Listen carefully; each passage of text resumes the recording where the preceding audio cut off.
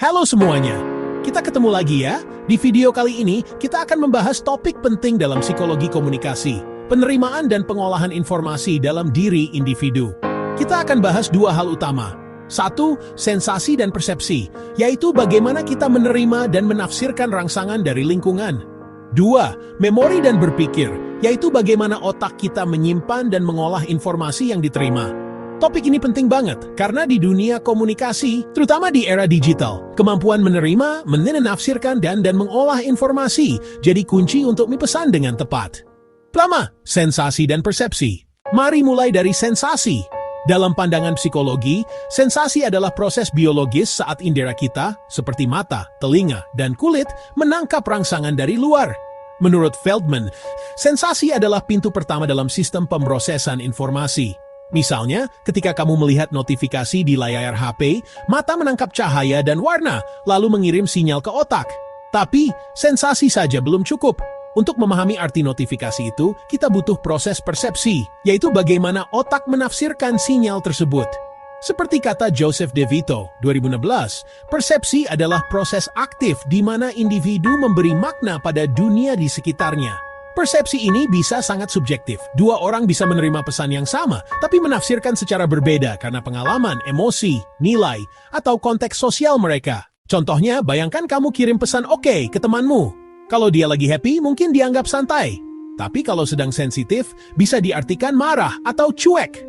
Itulah kenapa dalam komunikasi digital, memahami persepsi itu penting. Karena kita sering berhadapan dengan pesan yang tidak punya intonasi atau ekspresi wajah.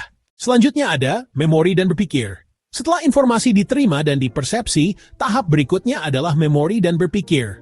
Menurut Atkinson dan Shiffrin, Metram 68, memori terbagi menjadi 3 tahap utama. 1. Sensory memory, penyimpanan sangat singkat dari informasi sensorik. 2. Short-term memory, tempat penyimpanan sementara saat kita memproses informasi. 3. Long-term memory, penyimpanan jangka panjang yang bisa bertahan lama. Dalam konteks komunikasi, memori berperan penting dalam membentuk frame of reference, kerangka berpikir yang menentukan bagaimana kita memahami pesan.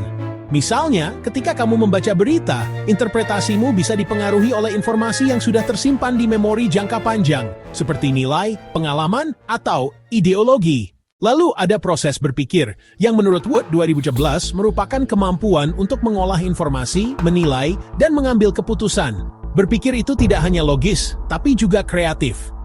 Dalam komunikasi, berpikir kritis membantu kita memilah informasi di tengah banjir konten digital. Apakah berita itu fakta, opini, atau hoax?